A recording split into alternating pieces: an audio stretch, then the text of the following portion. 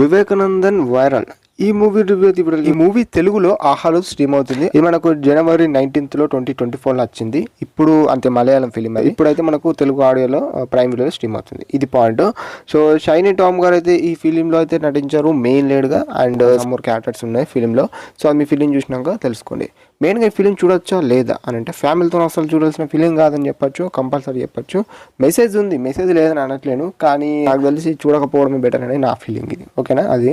So story ఎలా ఉంటుందని ఇప్పుడు మాట్లాడుకుందాం. స్టోరీ ఎలా ఉంటుంది భయ్యా అని అంటే, వివేకానందన్ అనే ఒక క్యారెక్టర్, అదే మన షైనీ టామ్ గారు. సో తను ఏంటంటే అమ్మాయిలని తన భార్యని కానియచ్చు, సెకండ్ సెటప్ పెట్టుకున్న ఇంకొక ఆమెని కానియచ్చు, దాని అని సితార్ అనే క్యారెక్టర్లు, ఇలాంటి క్యారెక్టర్స్ ఫీమేల్ క్యారెక్టర్స్ని సో ఫిజికల్గా అమ్మాయిలను అబ్యూజ్ చేస్తూ ఉంటాడు. అంటే మగవాళ్ళదే అధికారము బాడీ పైన కానీ చాలా అన్నట్టు ఉంటాయి అన్నట్టు సెక్స్వల్గా అదంతా. సో అలా ఉన్నప్పుడు మరి అమ్మాయిలు ఏం చేసిండ్రు అంటే ఆపోజిట్గా ఉన్న అమ్మాయిలందరూ కలిసి ఏం చేసిండ్రు ఇతన్ని అనేది మీరు ఓవరాల్గా ఫిల్మ్లో చూస్తారని చెప్పుకోవచ్చు. మెయిన్గా స్టార్టింగ్ పొజిషన్ నుంచి అయితే కొంచెం ఫ్రెష్గా స్టార్ట్ అవుతుంది. తన ఒక జాబ్ అలా అలా స్టార్ట్ అవుతుంది. అక్కడ నుంచి మనకు పాయింట్ చూపెడతా ఉంటారు, లైక్ ఇతనికి అమ్మాయిలంటే చాలా ఇంట్రెస్ట్ అన్నట్టు అలా చూపెడతా ఉంటారని చెప్పుకోవచ్చు. కానీ స్టార్టింగ్ ఆ సీన్స్ అనేవి ఎందుకు పెట్టారా బాబు అనిపించింది నాకైతే మూవీలో. సో అది చెప్పద్దు, మీరు ఫీలింగ్ చూస్తే అర్థమవుతుంది. అందుకని ఫేమిలీతో చూడకపోవడం అనేది బెటర్ అనేది నా ఫీలింగ్, అది గుర్తుపెట్టుకోండి.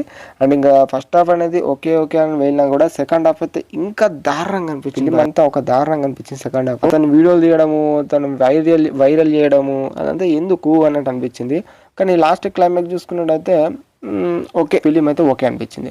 టైటిల్లోనే ఉంది భయ ఫిలిం ఎలా ఉంటుందని అంటే, టైటిల్లోనే ఉంది వివేకానంద వైరల్. వివేకానంద అనే క్యారెక్టర్ని ఫస్ట్ హాఫ్లో చూస్తారు, సెకండ్ హాఫ్ అనేది వైరల్ అయిపోతాడు. సో అసలు ఎందుకు వైరల్ అయ్యాడు, ఏంది ఇది మొత్తం ఏం చేస్తారు అనేది మీరు ఫిలిం చూసి తెలుసు. మెయిన్గా ఈ మూవీలో ఏమైనా పాజిటివ్స్ ఉన్నాయంటే ఏమున్నాయి భయ, తన క్యారెక్టర్ వివేకానంద అనే క్యారెక్టర్ చుట్టూ అయితే ఫిలిం తిరుగుతూ ఉంటుంది. తన క్యారెక్టర్ ఎలా ఉంటుంది ఏంది అనేది ఫిలింలో ఉంటుంది. అంత మించి ఏం లేదు.